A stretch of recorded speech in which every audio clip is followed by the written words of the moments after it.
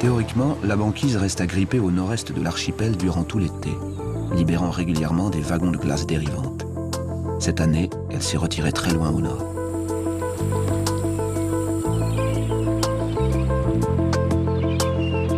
Notre jeune femelle est piégée sur la terre ferme.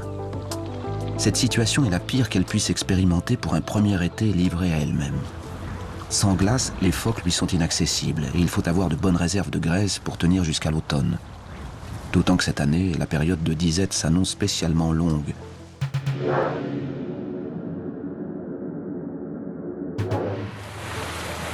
Très vite, une créature à tête multiple glisse dans notre sillage. Des femelles morses. L'ours semble se diriger vers cette colonie, mais j'ai un doute sur ses intentions.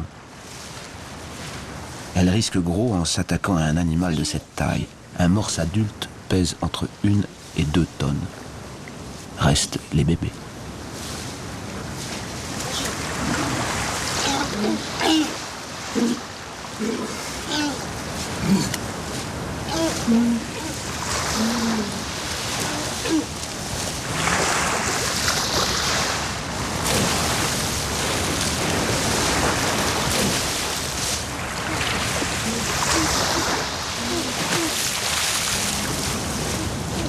Une partie de la colonie s'affole, les plus vulnérables. Pour rien. Pendant les étés sans glace, où les phoques marbrés sont inaccessibles, les morses peuvent devenir des proies de substitution pour les ours. Certains scientifiques pensent que malgré les dangers que représente ce type de chasse, elle pourrait se généraliser en cas de disparition de la banquise. L'ours s'était sans doute rapproché du rivage dans l'espoir d'y trouver une carcasse échouée. Chaque jour, la jeune femelle parcourt 30 km le long de la côte à la recherche de nourriture. Elle sort du fjord de Texas Bar et en visite un autre avant de revenir.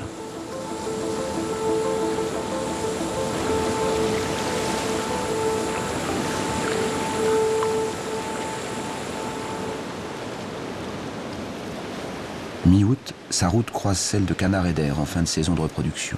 À défaut de phoques, certains oiseaux peuvent lui convenir.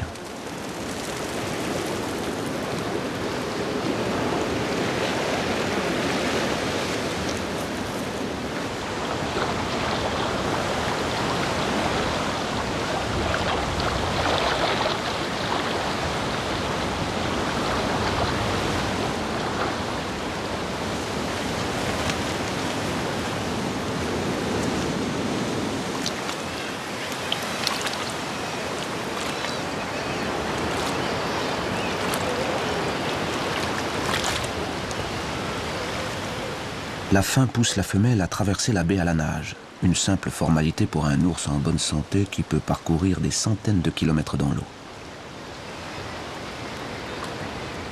Notre femelle n'a qu'un but, rejoindre un groupe d'îles où des canards eider n'ont pas encore quitté leur nid.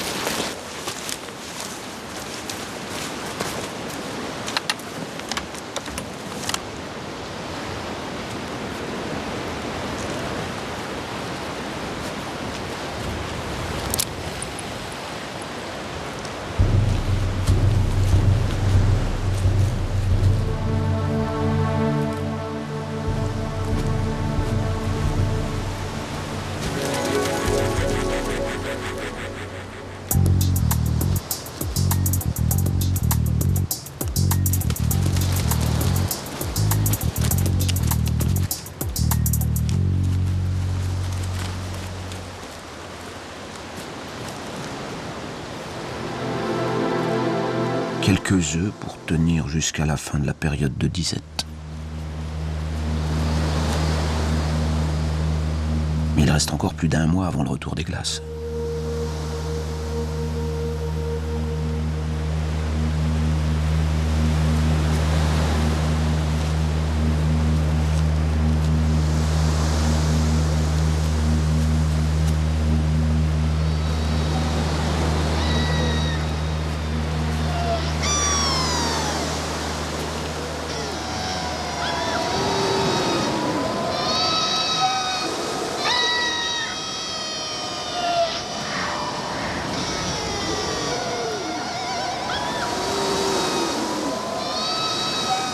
Il n'est pas certain que ce maigre festin suffise à compenser la perte de calories que provoque la nage dans une eau à 2 degrés.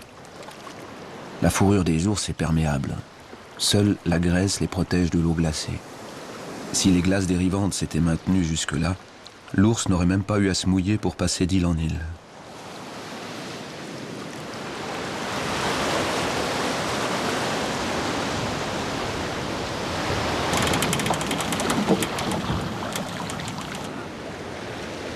Sur la côte est du fjord, le frère attend patiemment des jours meilleurs. Contrairement à la femelle, il s'est gavé de phoques pendant ce printemps de glace trop court. Je ne me fais aucun souci pour lui, ses réserves de graisse sont suffisantes.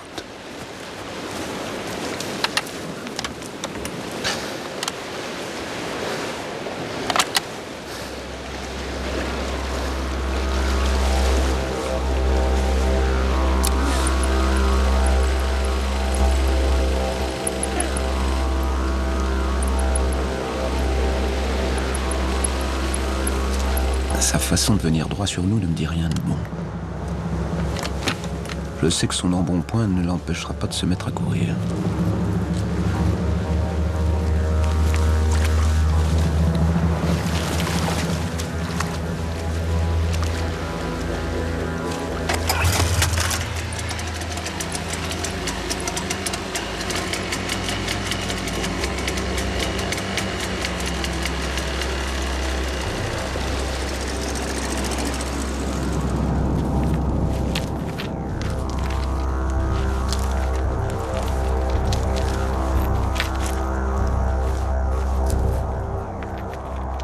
Le mâle se dirige maintenant vers la zone des glaciers, au fond du fjord. Nous pouvons le suivre depuis la mer. Des bancs de glace pilés, vêlés par le glacier, accueillent de rares phoques barbus. Et droit devant nous se dressent les glaciers froids du Spitzberg.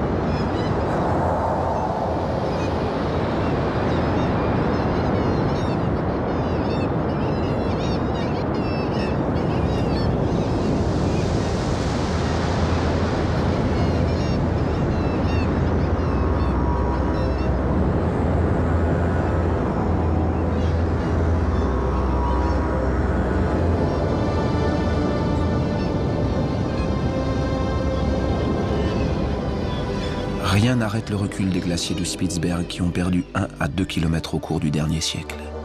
Personne aujourd'hui ne peut prédire de façon certaine l'avenir de l'Arctique. Car les mécanismes liés au réchauffement climatique sont très complexes. Une désorganisation des courants océaniques, notamment, pourrait avoir des conséquences tout à fait inattendues.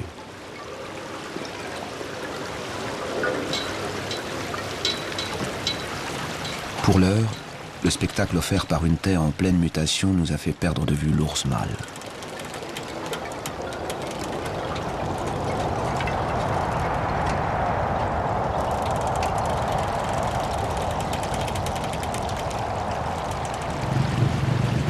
Un membre de mon équipage l'a enfin repéré, entre 2 icebergs.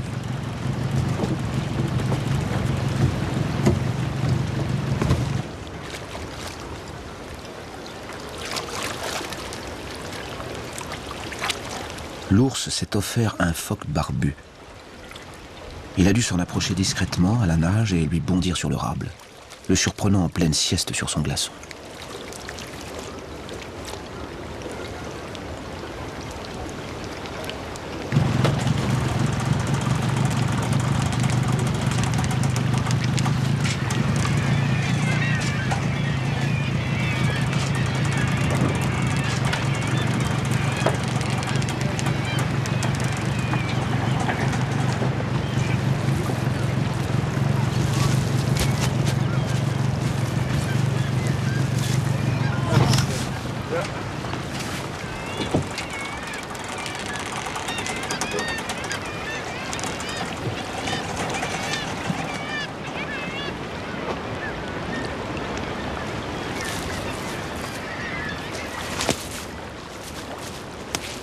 Voici une occasion unique d'observer la façon dont un ours se nourrit.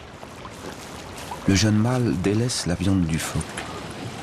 Il ne s'intéresse qu'à la graisse qui lui permet de prendre davantage de poids, sans crainte du cholestérol. Plus important encore, dans ce milieu si pauvre en eau douce, l'ours récupère celle de la graisse sans dépenser d'énergie, alors que la digestion de la viande est consommatrice à la fois d'énergie et d'eau. Encore une adaptation étonnante.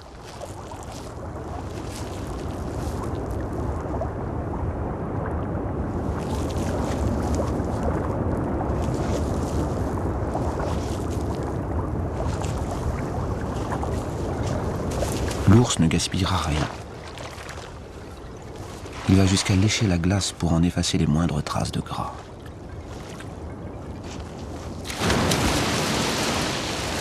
Peau et viande sont laissés à l'abandon, en pâture aux oiseaux de mer ou aux ours plus malheureux à la chasse.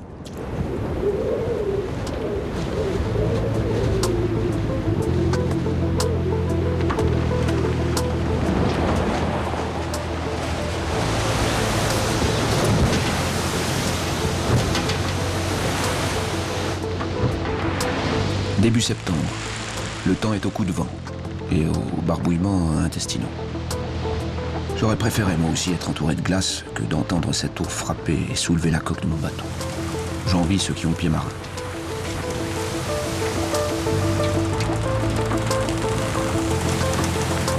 Mon malaise est accentué par l'inquiétude. Qu'est devenue la jeune ours pendant ces dernières semaines ?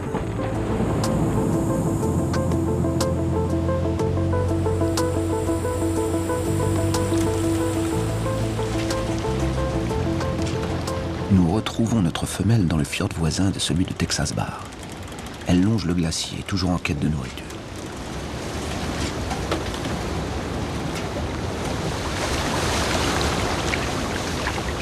Il n'y a pratiquement aucun radeau de glace susceptible d'accueillir des phoques. Mais la femelle s'acharne.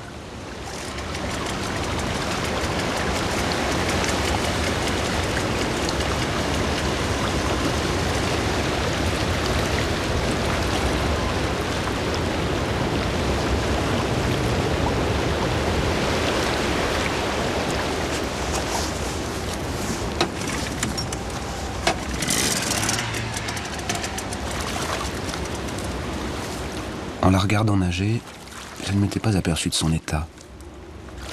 Je suis atterré par sa maigreur. Il lui faut trouver de quoi manger, et vite.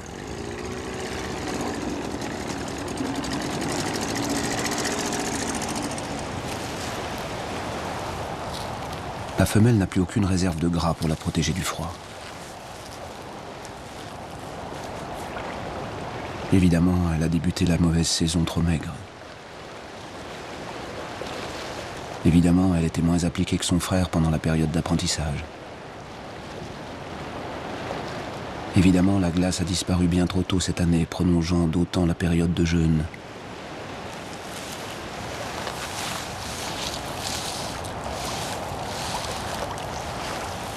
Je suis intimement persuadé que sans cette anomalie climatique, cet ours en serait mieux sorti. Mais il lui reste un mois à tenir.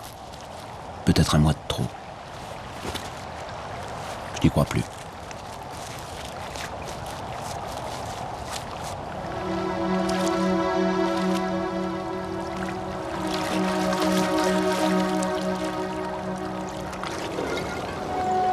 À l'époque encore récente où la saison des glaces durait 15 jours de pluie au printemps et débutait 2 semaines plus tôt à l'automne, les ours enduraient déjà avec peine les longs mois de jeûne. En 20 ans seulement, leurs conditions de vie se sont radicalement dégradées, en partie à cause de notre mode de vie trop avide d'énergie.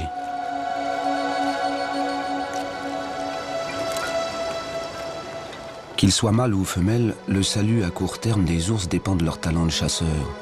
Les plus chevronnés d'entre eux parviennent encore à survivre, tandis que les autres meurent de faim. Et ce n'est qu'un début. Les ours polaires ont à peine un siècle devant eux pour s'adapter aux conséquences du réchauffement planétaire. 100 ans, alors qu'il en faudrait des milliers pour avoir le temps de s'acclimater. Le sort de cette femelle présage-t-il celui de l'espèce entière ? À la vitesse où fondent les glaces de l'Arctique, la réponse ne devrait pas se faire attendre.